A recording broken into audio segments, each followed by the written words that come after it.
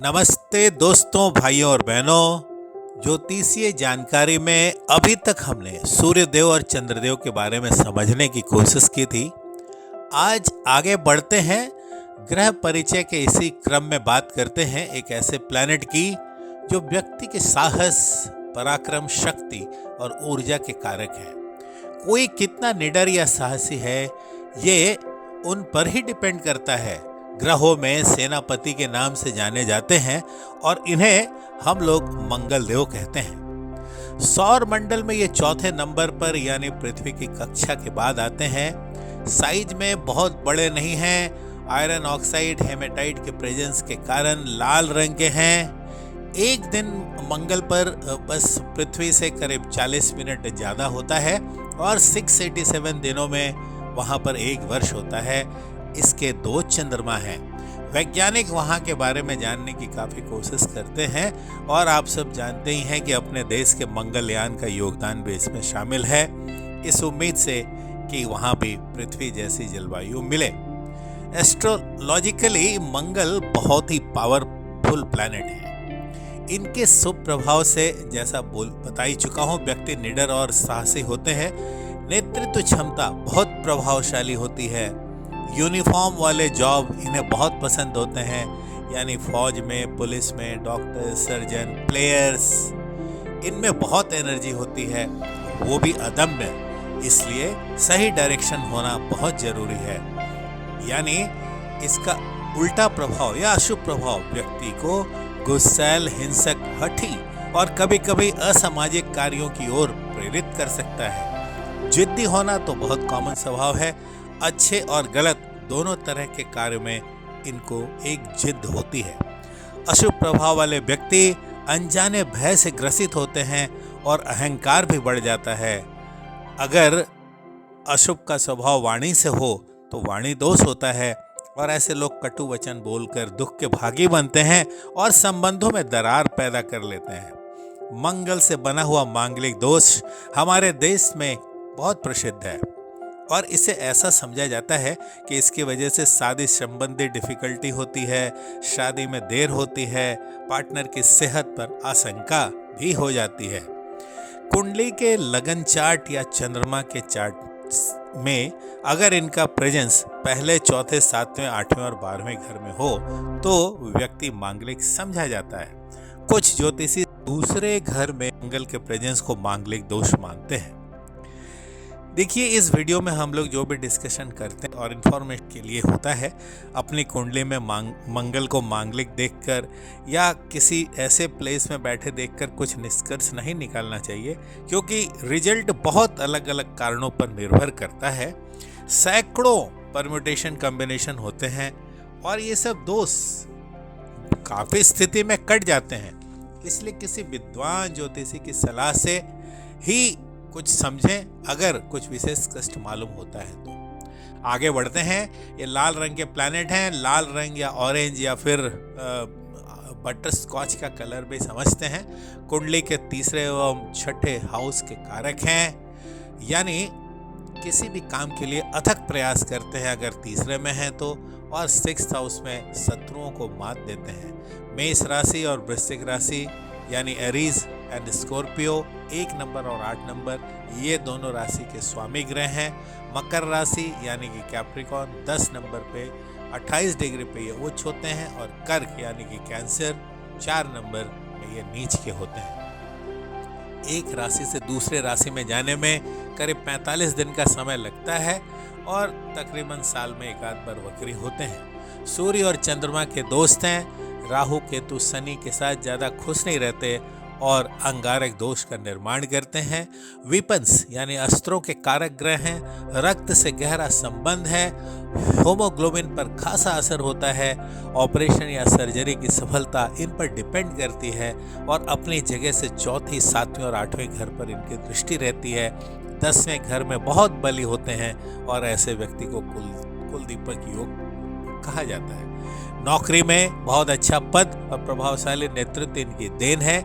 ये समझना भी जरूरी है कि अस्त्र जब सही हाथों में होते हैं तो देश समाज की रक्षा होती है और गलत हाथों में अनुचित फल देते हैं। औजार डॉक्टर्स के हाथ में प्राण की रक्षा करते हैं, पर गलत मानसिकता सही रास्ता नहीं चुनने देती।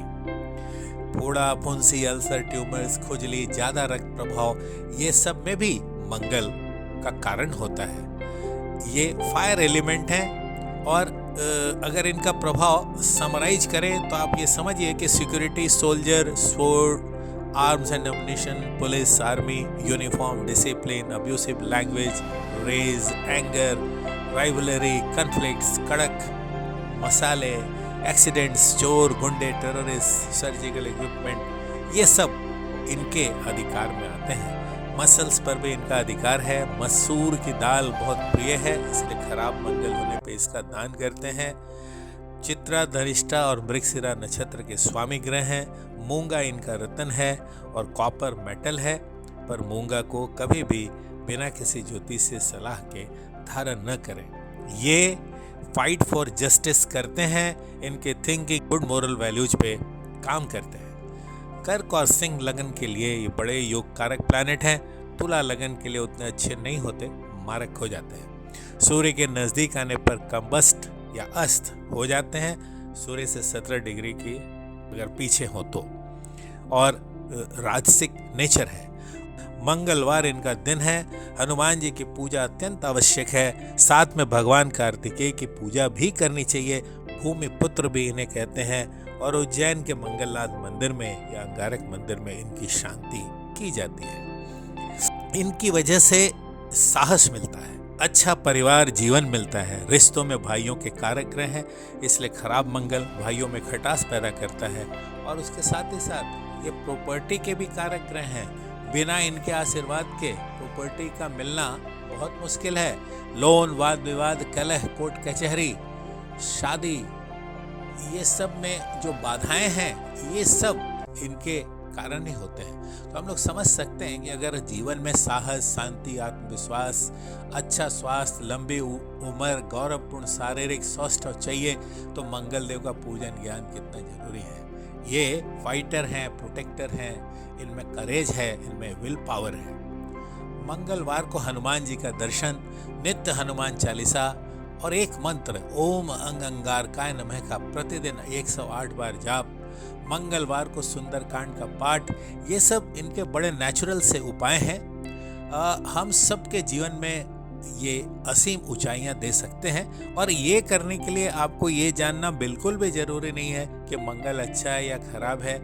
नित्य की पूजा में मंगल देव को किया गया नमन कई अप्रत्याशित बुरी घटनाओं से बचाता है। गुड़ का और भुने चने का प्रसाद चढ़ाएं। अगर कहीं बंदर मिले तो उनको भी अवश्य दें। मंगल की पूजा मन को अशांत होने से बचाती है, ईगो, एंगर और फाइटिंग से रक्षा करती है।